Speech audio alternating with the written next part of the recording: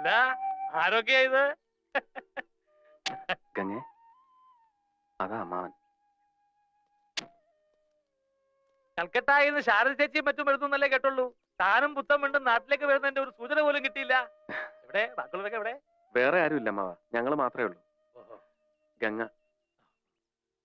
ഇന്നലെ ഉച്ചയ്ക്ക് തിരുവനന്തപുരത്ത് വന്നു. രാത്രി കുറെ ഇരുട്ടിയിട്ടാ മാടമ്പള്ളിൽ എത്തിയത്. മാടമ്പള്ളിലോ? രാത്രിയില് നിങ്ങൾ മാത്രമായിട്ടോ? അതെ, മേടയുടെ താക്കോല് കണ്ടതുകൊണ്ട് ആളുണ്ടാവുമെന്ന് കരുതി ഗംഗയെ പുറത്ത് നിർത്തിയിട്ട് ഞാൻ അകത്തൊക്കെ ഒന്ന് കയറി നോക്കി. ആരെയും കണ്ടില്ല. എന്നിട്ട് രാത്രിയിൽ ഒരുപാട് ഇരുട്ടിയത് കൊണ്ട് ഇവിടെ ആരെയും ബുദ്ധിമുട്ടിക്കണ്ടെന്ന് വെച്ചിട്ട് ഞങ്ങൾ ടൗണിൽ പോയൊരു മുറിയെടുത്തു. അല്ല, ഇത് ആരൊക്കെയാ വന്നിരിക്കുന്നത്? കുട്ടി ഞങ്ങളെയൊക്കെ അറിയോ? അതെങ്ങനാ കല്യാണം കഴിഞ്ഞ് ഗംഗയെ നാട്ടിലോട്ടൊന്ന് കൊണ്ടുവരാൻ നകുലന് തോന്നിയോ?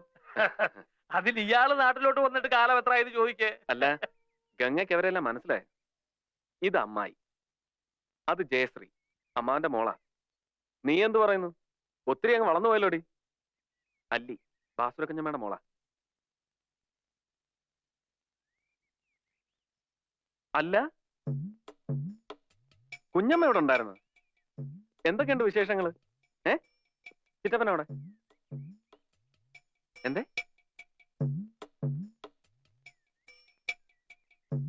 ആ നിക്കണ്ട, ഉരിയാടാതെ കൊണ്ടുപോയി കെട്ടിക്കൊടുക്ക.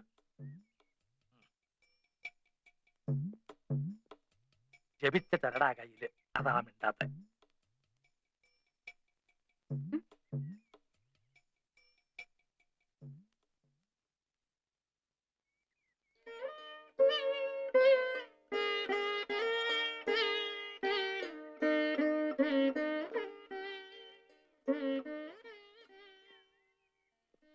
അമ്മാവന്റെ മൂത്ത മകളാ ശ്രീദേവി. അപ്പച്ചി വന്നിട്ടില്ലേ നകുലേട്ടാ? അമ്മ വരാനിരുന്നതാ, പെട്ടെന്ന് ചേച്ചി കൂട്ടിക്കൊണ്ടുപോയി ബോംബേക്ക്. അല്ലേലും ആർക്ക് വേണം സ്വന്തം നാടും വീടും ഒക്കെ? അതിനെന്താ, ഇനി ഇപ്പൊ കുറെ നാള് നാട്ടിൽ തന്നെ താമസിക്കാനാ പരിപാടി.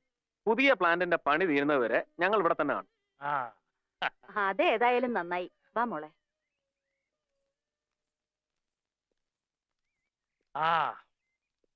അപ്പോ ഒരു 3-4 മാസം താൻ ഇവിടെ തന്നെ കാണുമെന്ന് സാരം. കഷ്ടിച്ച് ഉള്ള സൗകര്യത്തിന് നമുക്ക് ഇവിടെ കൂടാം. അത് വേണ്ടമ്മാവ, ഞങ്ങൾ മാടമ്പള്ളി താമസിച്ചോളാം. മാടമ്പള്ളി? അതെ. എന്താ?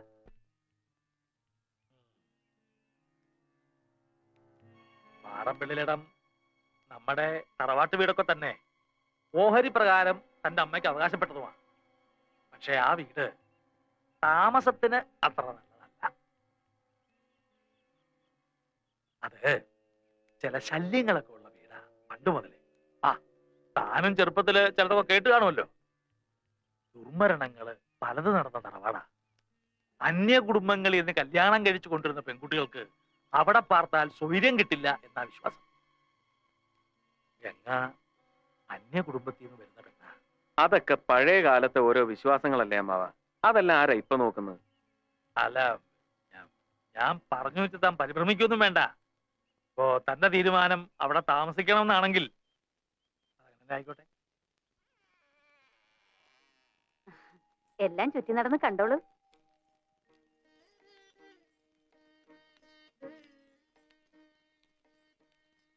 നിങ്ങൾ ഇങ്ങ് പോരെ.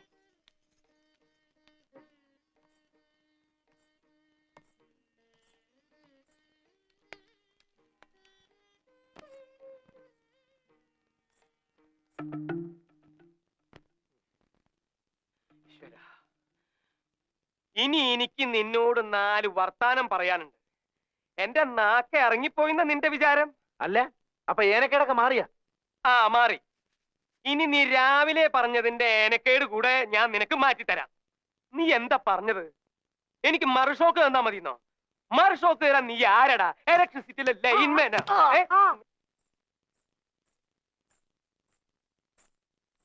നിന്നെ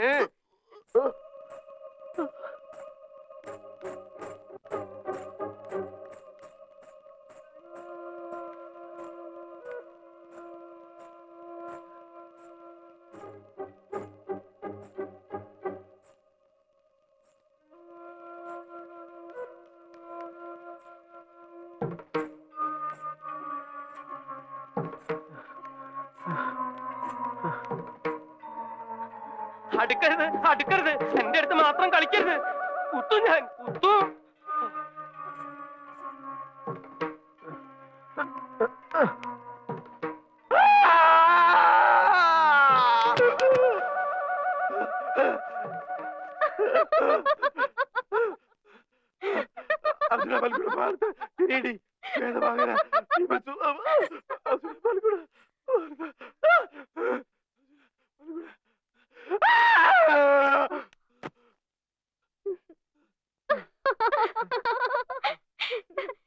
ദാസപ്പൻകുട്ടി, അത് നകുലേന്റെ ഭാര്യ ഗംഗ ചേച്ചിയാ. ഹലോ. ഹലോ. വീശും ഞാൻ, പിന്നാലെ വരണ്ട കേട്ടോ.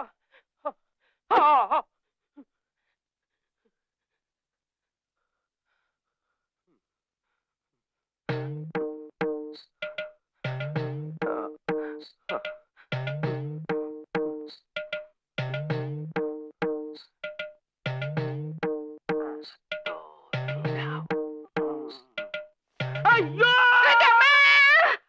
പിന്നെ കൂടെ വന്ന് മനുഷ്യനെ പേടിപ്പിക്ക. എന്താ ബാസൂരെ?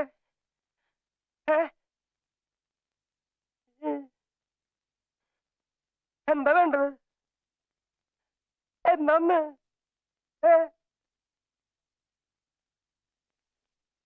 അയ്യേ, എന്താ അക്രമായി കാണിക്കണേ? ആരെങ്കിലും കണ്ട മാനം പോവില്ലേ? കാര്യം ഭാര്യയും ഭർത്താവാ. ഞാൻ വീട്ടിലേക്ക് വരാന്ന്, ഞാൻ വീട്ടിലേക്ക് വരാന്ന് പറഞ്ഞില്ലേ? ദേ ഉണ്ണിത്ത വാക്ക് പറഞ്ഞ വാക്ക. വീടെന്ന് നിനക്ക് എന്താ ബാസു ഇത്ര പെട്ടെന്ന് ഇങ്ങനെ തോന്നാൻ? ആരെങ്കിലും കണ്ടാ പിന്നെ നമ്മൾ രണ്ടാളും ജീവിച്ചിരുന്നിട്ട് കാര്യമില്ല കേട്ടോ. ശ്രീദേവി ശ്രീദേവി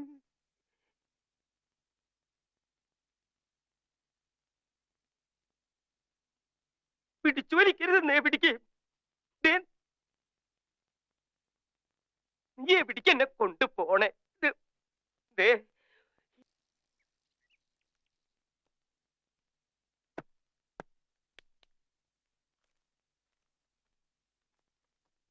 ഈ പുസ്തകങ്ങളൊക്കെ ചേച്ചിയുടെ ആണോ? അതെല്ലോ. തൽക്കാലം ഇവിടെ എവിടെയെങ്കിലും ഇരിക്കട്ടെ, പിന്നെ നമുക്ക് പറ്റിയ സ്ഥലം നോക്കി മാറ്റാം.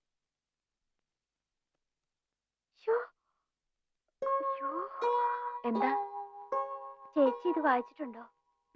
എന്താ? കോളേജില് എന്നെ പഠിപ്പിക്കുന്ന സാറാ. ആര്? പി മഹാദേവനോ? ആഹാ. പിന്നെ എന്താ? ചേച്ചിക്ക് അറിയാം? ഇല്ല. ചുമ്മാ. ചേച്ചിയോട് അമ്മ എല്ലാം പറഞ്ഞു കാണും. ഇല്ലെന്നേ. എന്താ കാര്യം? അല്ലി പറഞ്ഞോളൂ. ഒന്ന് പോ ചേച്ചി.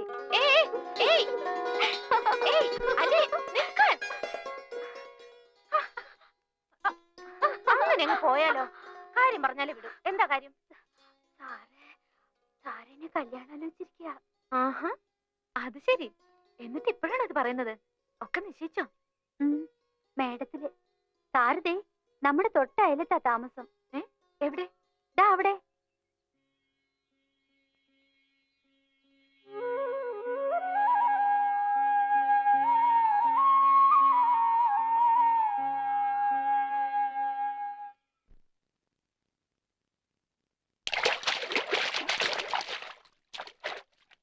എന്റെ പുസ്തകങ്ങളൊക്കെ ഭംഗിയായിട്ടൊന്ന് അടുക്കി വെക്കാൻ പറ്റിയ ഒരു മുറി വേണമല്ലോ അല്ലി.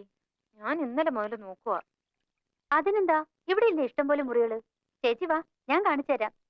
വെറും ഒരു മുറി പോരാ, എനിക്ക് ആ മാന്തോപ്പിലേക്ക് തുറക്കുന്ന ജനാലകളുള്ള മുറി വേണം. വാ, നമുക്കൊന്ന് നോക്കാന്നേ.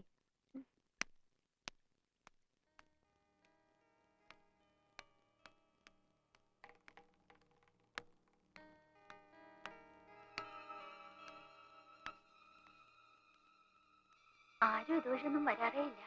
ആണോ? വാ നോക്കാം.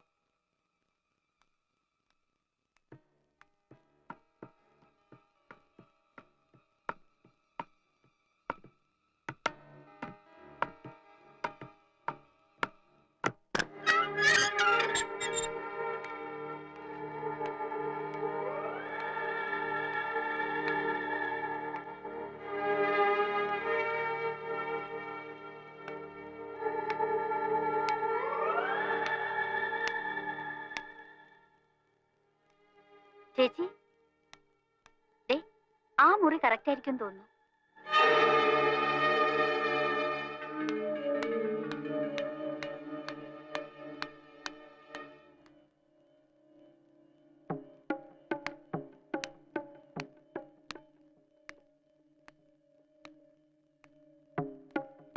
ചേച്ചി, ദേ എന്തോ ജപിച്ചു കിട്ടിയിരിക്കുന്നു.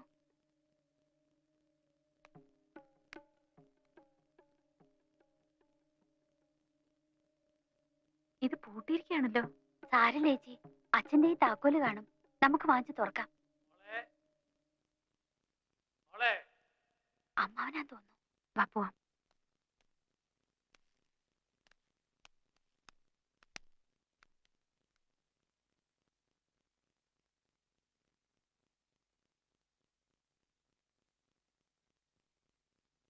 ആ മോളിക്ക് വന്നേ. എവിടെയായിരുന്നു? വെറുതെ മോള്. ആ, ഇതൊരു പഴയ തറവാടായതുകൊണ്ട് ഇവിടെ ചില വെച്ചാരാധനകളൊക്കെ ഉണ്ട്. ആ മുകളിലത്തെ നിലയിൽ തെക്കിനിയുടെ ഭാഗത്തേക്ക് അങ്ങനെ ഇങ്ങനെ ആരും പോകാറ് തന്നെ ഇല്ല. മന്ത്രവിധി പ്രകാരം ചിത്രപ്പൂട്ടിട്ട് പൂട്ടിയിരിക്കുന്ന മുറികളാണ് അവിടെ. ഇപ്പോഴും ആണ്ടുതോറും ദുർഗാഷ്ടമിക്ക് ചില ചടങ്ങുകളൊക്കെ നടത്തി ആ ചിത്രപ്പൂട്ടിൽ ബന്ധനത്തകിട് പൂജിച്ചു കിട്ടും.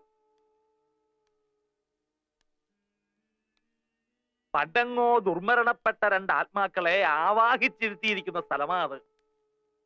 നിങ്ങൾ ചെറുപ്പക്കാർക്ക് ഇതൊന്നും വിശ്വാസം വന്നോളന്നില്ല. എന്നാലും മോള് ആ ഭാഗത്തേക്ക് പോകണ്ടെന്ന് വെച്ചേക്കണം. ഇത് പറയാനാ ഞാൻ വന്നത്. നമ്മൾ എന്തിനാ വെറുതെ ചത്തുപോയവരോട് വാശി പിടിക്കുന്നത്?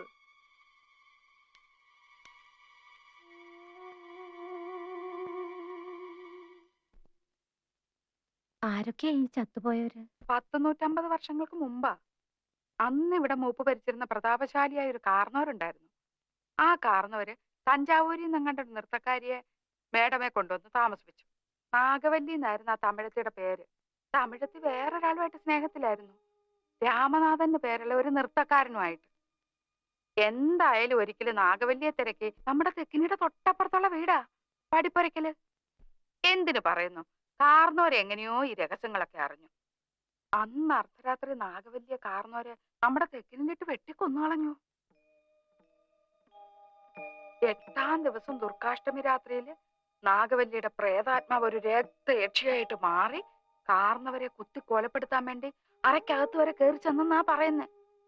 കാർന്നവരെന്തൊക്കെയോ ഭയങ്കര മന്ത്രമൊക്കെ ചൊല്ലി ഒടുവിൽ രക്ഷപ്പെട്ടു.